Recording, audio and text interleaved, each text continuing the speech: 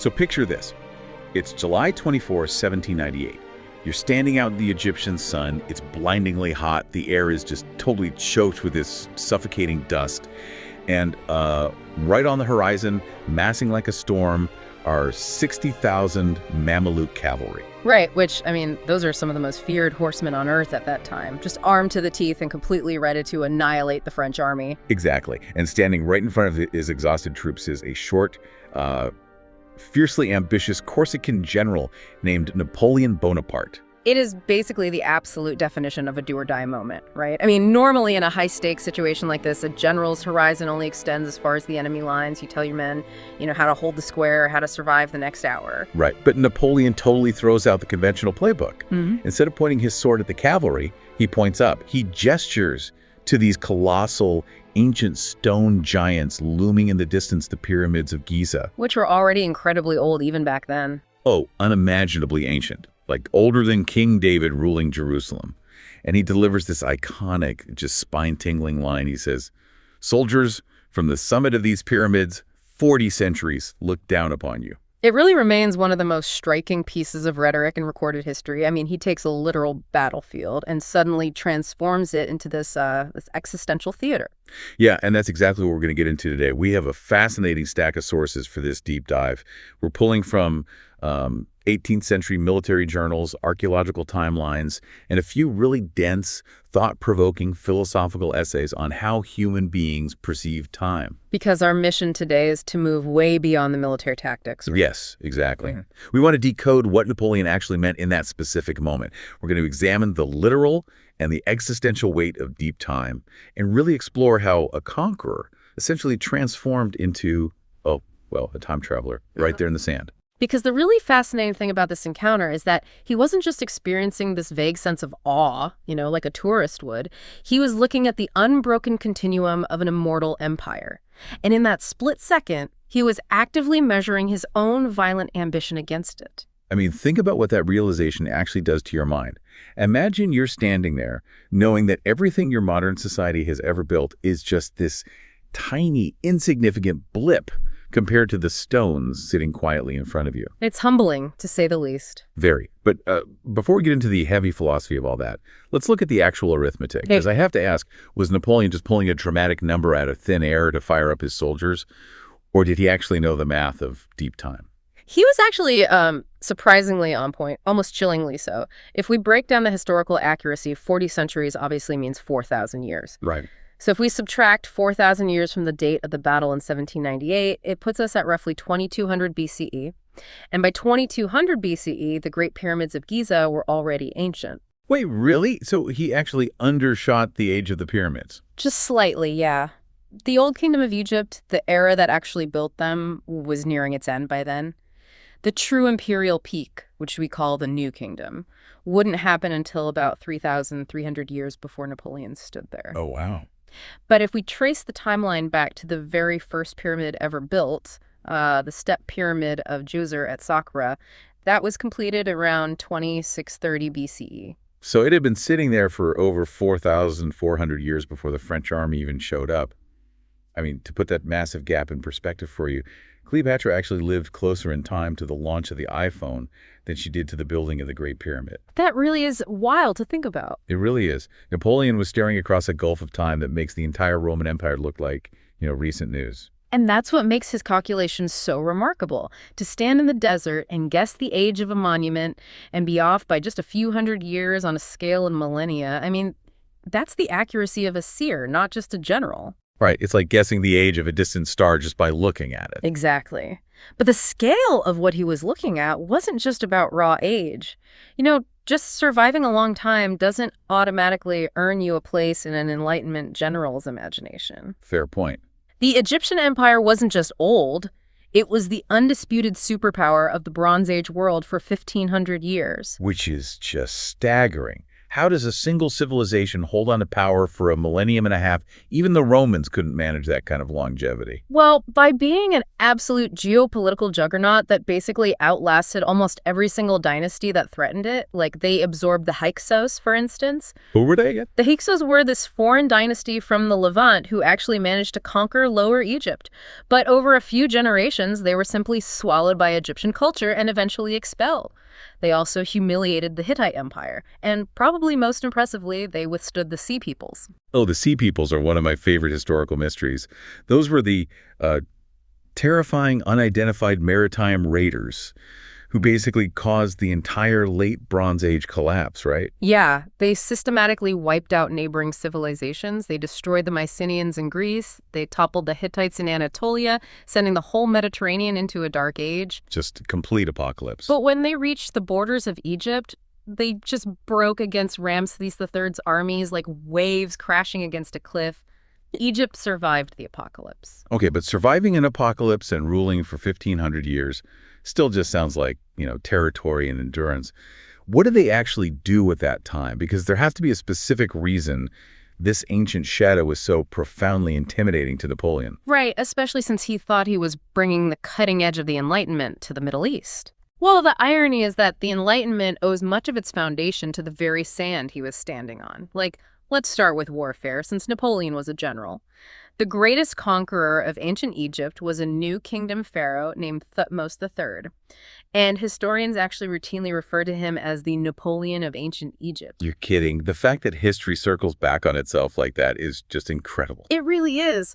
Thutmose III ruled an empire stretching from Nubia in modern Sudan all the way north into Syria, and he famously marched his army through this narrow, incredibly dangerous mountain pass to completely surprise an enemy coalition and sack the fortress city of Megiddo. Wait, Megiddo. The Hebrew word for Mount Megiddo is Har Megiddo. Yeah. That's literally where the Western world gets the word Armageddon. Yep. It was the site of so many pivotal, world-shaking ancient battles that the Book of Revelation eventually used it as the literal metaphor for the end of the world. That is wild. But beyond warfare, Egyptian civilization effectively birthed the organizational structures of the West. They didn't just build monuments, they built the first true state bureaucracy.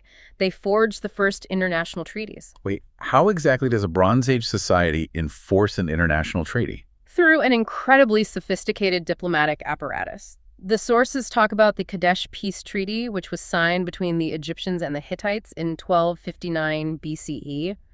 It's actually the earliest known peace accord that still survives today. Wow, really? Yeah, they hammered out terms of mutual defense, extradition of refugees, boundary lines, and they inscribed them on silver plaques and clay tablets, which basically stabilized the entire region. And, their writing system hieroglyphs eventually inspired the Proto-Sinaitic scripts, which mutated into the Phoenician alphabet, which gave us the Greek and Latin alphabets. Which means we are essentially using a distant cousin of hieroglyphs right now. And the sources show this influence bled heavily into science and medicine as well, right? Oh, profoundly. Their medical innovations were staggering. Thousands of years before the invention of the microscope, Egyptian doctors were prescribing honey for wound care and infections.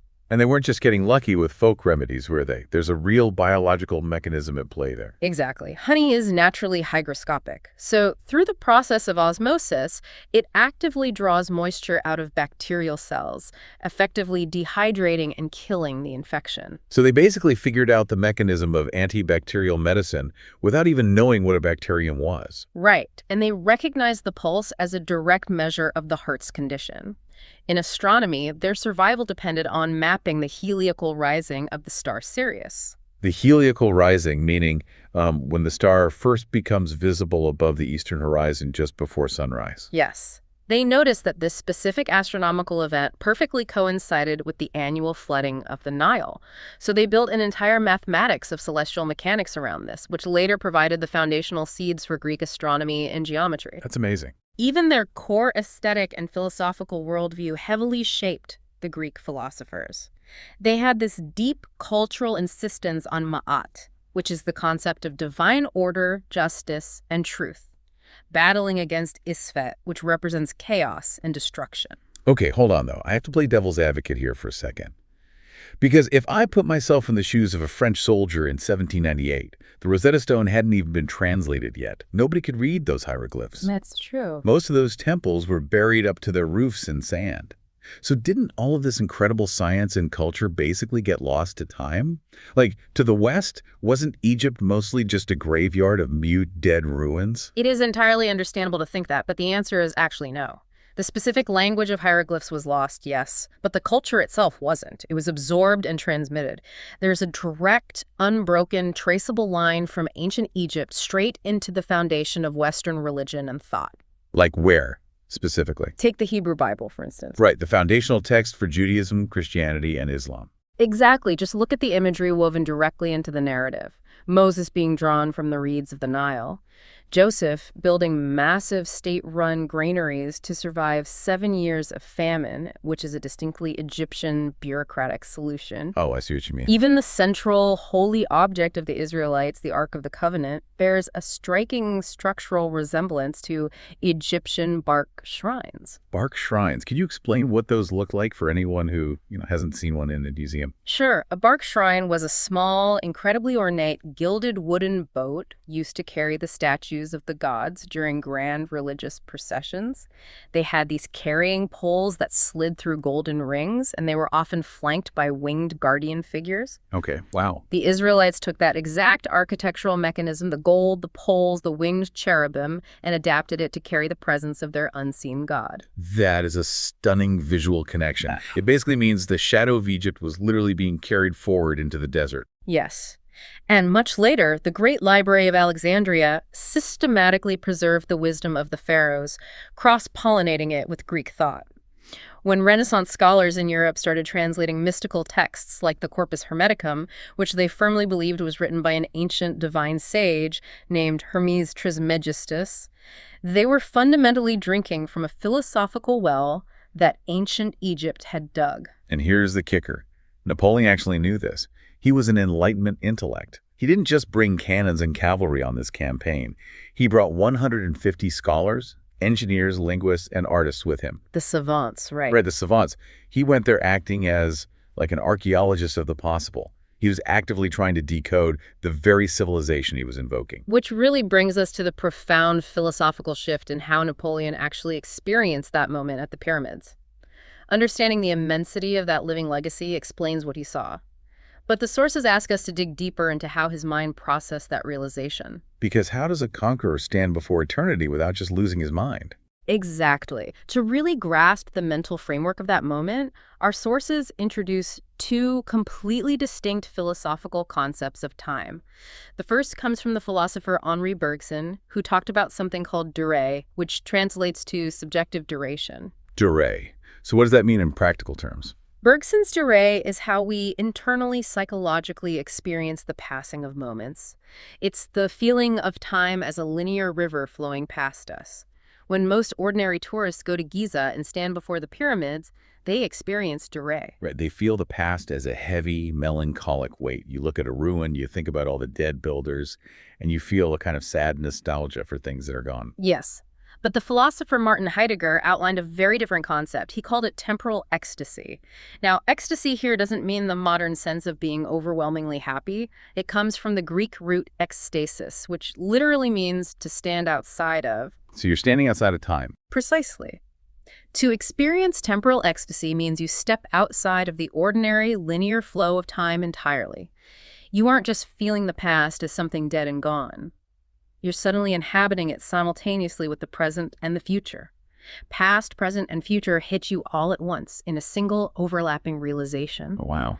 And according to the historical and philosophical analysis we're diving into, Napoleon experienced temporal ecstasy. I love trying to visualize what was happening in his head right then. He wasn't just looking at millions of blocks of dead limestone. He was seeing the living, breathing empire. He saw all of it. Yeah, he saw the priests in pristine white linen walking up the temple steps.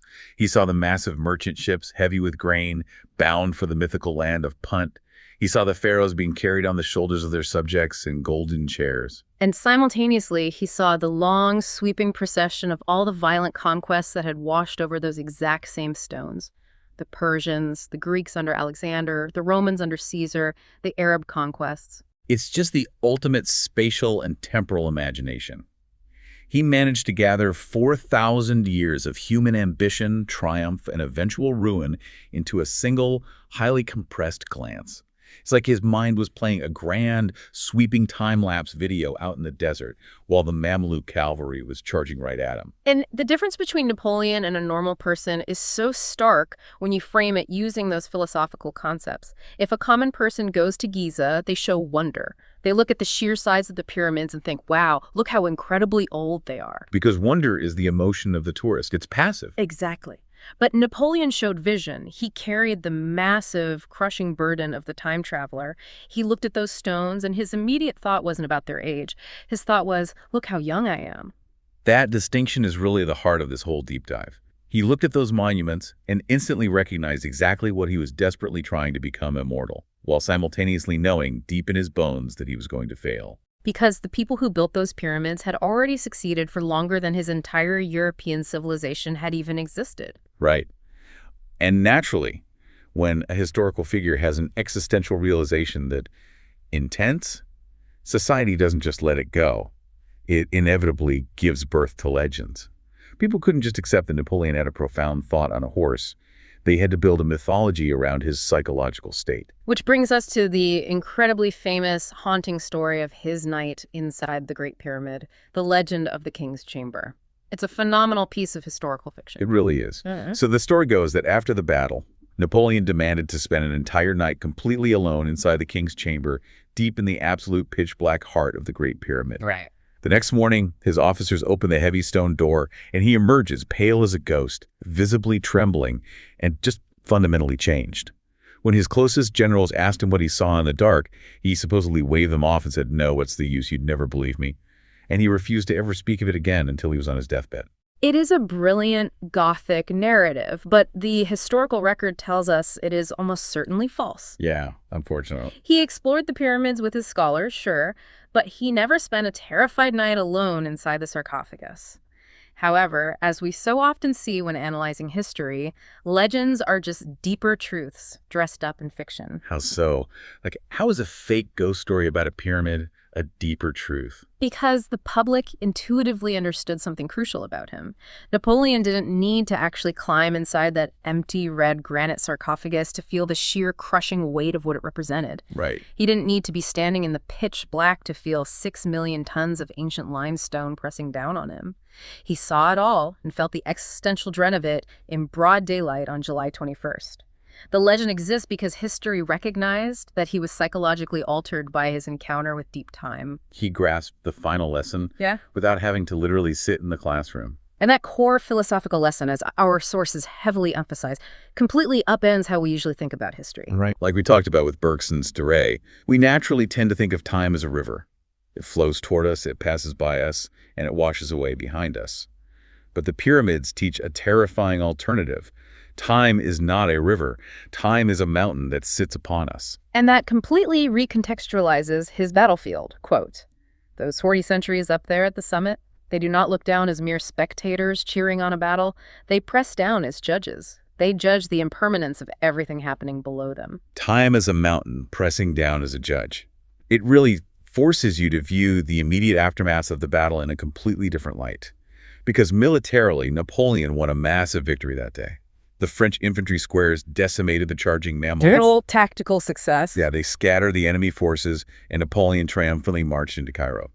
But philosophically, ultimately he knew that his French Empire, with all its revolutionary fire and brilliant tactics, would be incredibly lucky to cast a shadow 4 centuries long. And compare that fleeting ambition to Egypt's 40 centuries. He was just another footnote. The pyramids didn't blink when the Persians burned the temples, or when the Romans arrived, or when the Ottomans took over. And they certainly didn't blink when a French general showed up with a few cannons. Which brings us back to the core distinction the sources leave us with the difference between territory and time.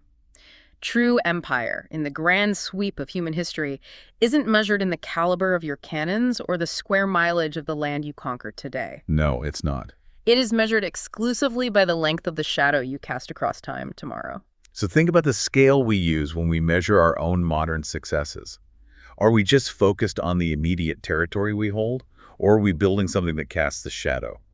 And this raises an incredibly important, almost unsettling question that naturally builds on this existential weight we've been discussing. We live in a world now that moves at the speed of light. Right. If time is a mountain that presses down as a judge, and the ancient Egyptians cast a 40th-century shadow because they carved their legacy into 6 million tons of physical stone, what kind of shadow is our modern digital civilization going to cast? Oh, that is a terrifying thought. Will there be absolutely anything left of our invisible, cloud-based empires for a future time traveler to look back on in 4,000 years?